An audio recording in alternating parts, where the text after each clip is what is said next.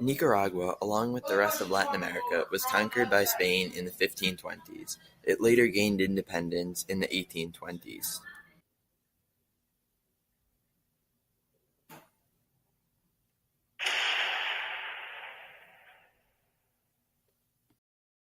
Nicaragua faced intense U.S. neocolonialism after it gained its independence. This neocolonialism picked up in the early 1900s as World War I approached and eventually broke out. U.S. companies such as the United Fruit Company controlled the large majority of important export products such as bananas.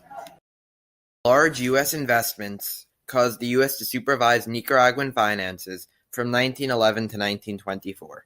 Marines also intervened during the Nicaraguan Civil War occurring during this time period.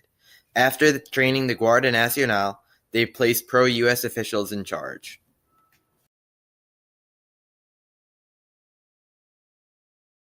Sandino led an anti-U.S. rebellion throughout Nicaragua in the 1930s, but he was eventually killed by the U.S.-backed Guardia Nacional in 1934. This did little to stop anti-U.S. sentiments in the region, and there was continued guerrilla warfare against the Somozas.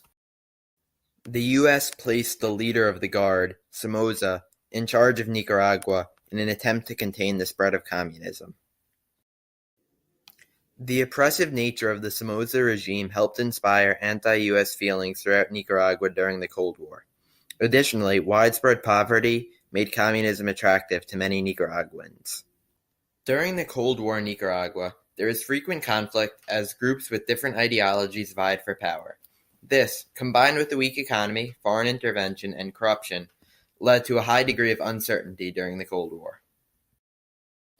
Nicaragua had a changing international policy during the Cold War. It first sided with the U.S. under the Somoza regime.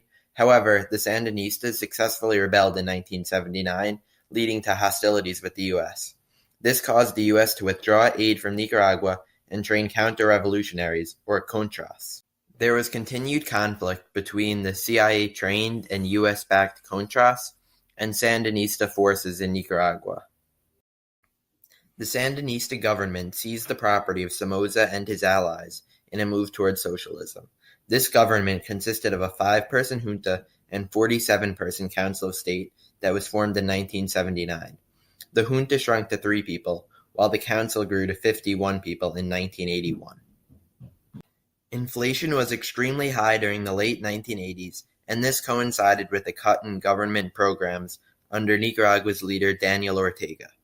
The first free elections occurred in 1984, and a Sandinista candidate was elected as president. However, the opposition candidate was elected in 1990. The U.S. purchased drugs being trafficked by Contras cartels to covertly fund the rebel groups. Funding from cocaine trafficking allowed cartels and Contras groups to purchase weapons, which led to an increase in violence throughout Latin America.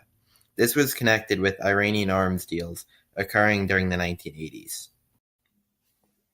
Cartel-related violence continues to this day, encouraging migration from Latin America. This has manifested itself in the form of migrant caravans and large-scale migration to the U.S. Daniel Ortega, who is president of Nicaragua in the 1980s, is president again and is consolidating power by cracking down on dissent and protest. The brutal repression of Ortega's regime is weakening the economy, and democracy is beginning to falter as Ortega dismantles checks and balances in government.